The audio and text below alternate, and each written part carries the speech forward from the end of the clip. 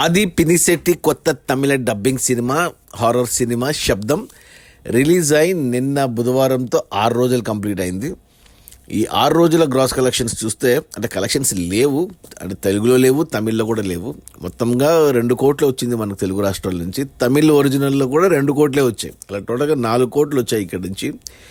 ఇక కేరళ, కర్ణాటక, హిందీ అలా అన్నీ కలుపుకొని ఒక 50 లక్షలు వచ్చాయి.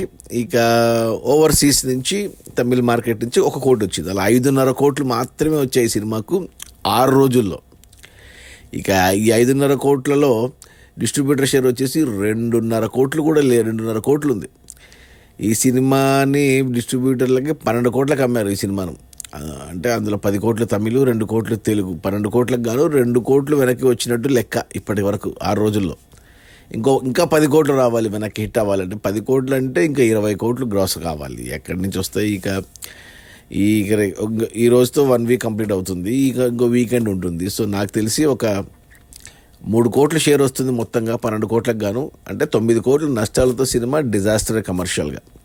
నేను చూశాను సినిమా, నాకు ఫస్ట్ హాఫ్ నచ్చింది, బాగుంది. హారర్ సినిమాలు ఇష్టపడే వాళ్ళకి నచ్చుతుంది. సెకండ్ హాఫ్ కూడా ఓకే, ఏమంటే రెగ్యులర్ టెంప్లెట్లో వెళ్ళిపోయింది. బట్ బాగుంది సినిమా టెక్నికల్గా, సౌండ్ కానీ సినిమా కెమెరా వర్క్ కానీ. అది మన ఆది పినిశెట్టి హీరోగా, అండ్ అమ్మాయి పేరు ఏదో ఉంది, లక్ష్మీ మేనన్ హీరోయిన్.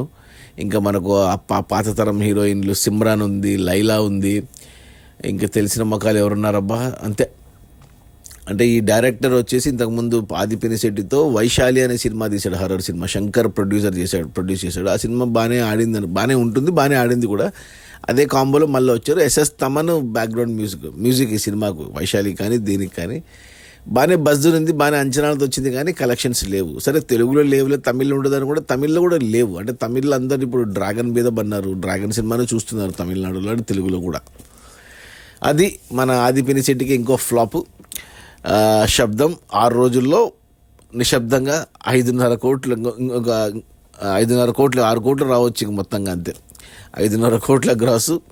అందులో డిస్ట్రిబ్యూటర్ షేర్ వచ్చేసి 2.5 కోట్లు. సినిమాని డిస్ట్రిబ్యూటర్లు 12 కోట్ల కొంటే 2 కోట్లు వెనక్కి వచ్చి ఇంకా 10 కోట్ల షేర్ రావాలి హిట్ అవ్వడానికంటే. 20 కోట్ల గ్రాస్ రావాలి. రానట్టే సినిమా కమర్షియల్గా డిజాస్టర్. Okay, bye.